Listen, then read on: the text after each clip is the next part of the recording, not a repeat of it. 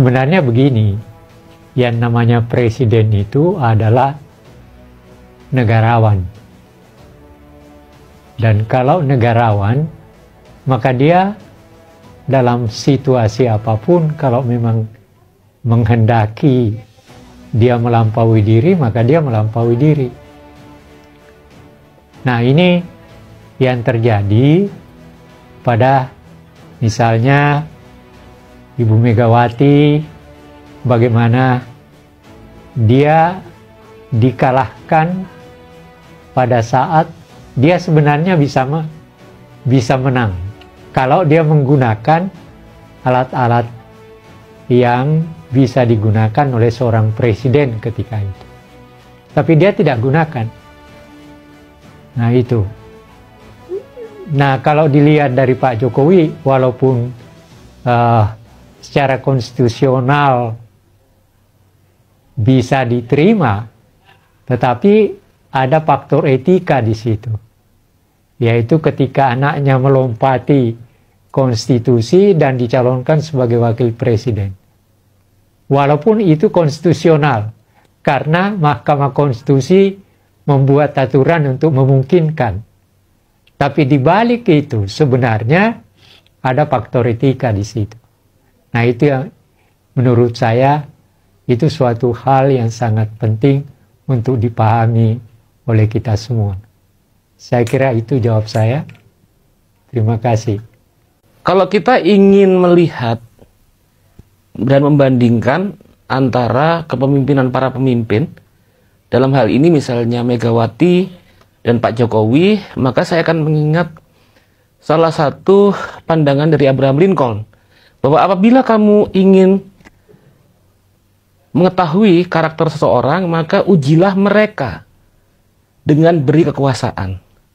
Nah dari sini kita akan menyaksikan di antara dua pemimpin tersebut tentang bagaimana mereka melihat batasan etik, khususnya etika republik pada saat mereka berkuasa. Kita bisa melihat bahwa dalam banyak hal, Bu Mega sendiri misalnya pada tahun 2004 menahan dirinya misalnya untuk tidak melakukan intervensi dalam pemilu. Beliau juga kemudian menciptakan berbagai macam kelembagaan yang sangat penting untuk membatasi kekuasaan, yaitu KPK dan MK.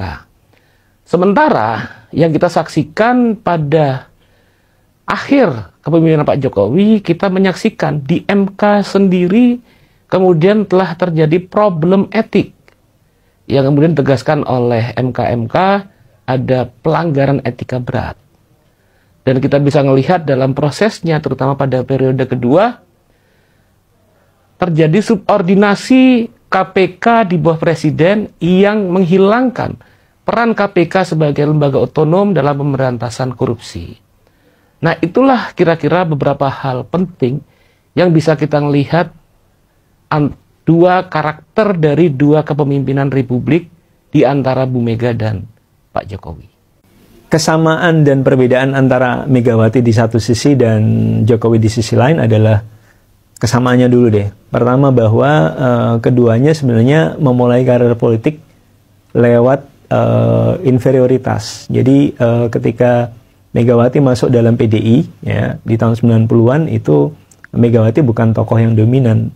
Demikian pula Jokowi kan ketika dia memulai karir politiknya di Solo ya, atau kemudian di Jakarta dan kemudian menjadi presiden, itu dia bukan tokoh yang superior ya. Walaupun demikian kita sudah sama-sama tahu jalan ceritanya bahwa mereka mampu memenangi kontestasi.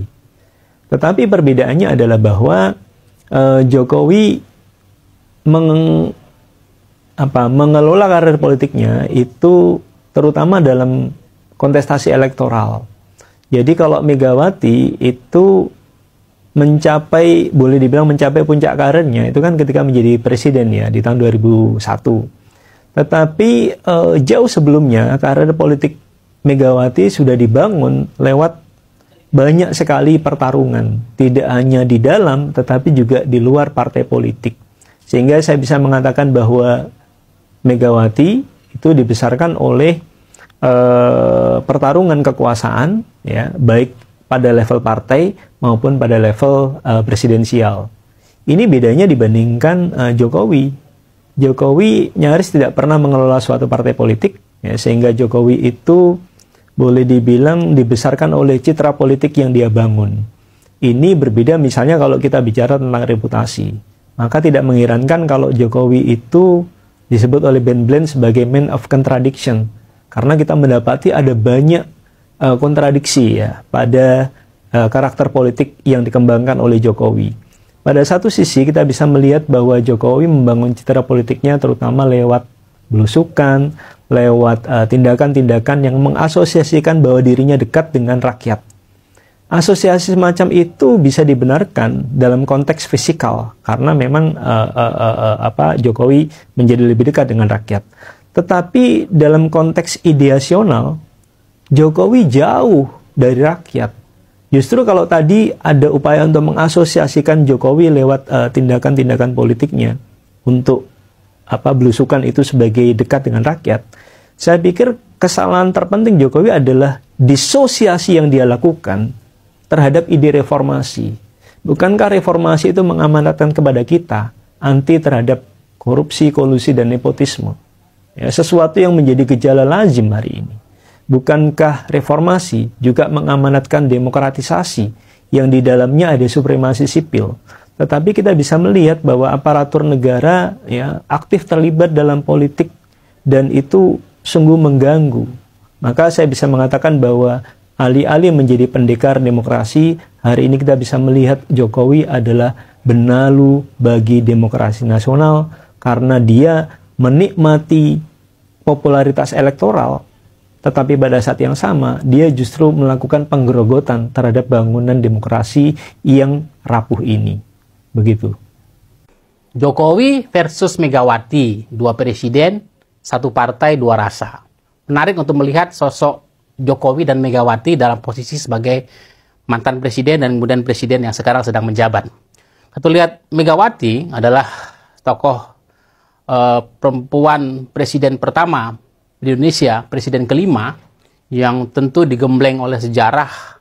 Walaupun dia anak presiden, tetapi proses dan karir politiknya panjang dan berliku sehingga menjadikan kematangan politik seorang Megawati. Sehingga Megawati sadar betul bagaimana menjalankan politik dalam koridor prinsip-prinsip etika dan bagaimana prinsip-prinsip republik.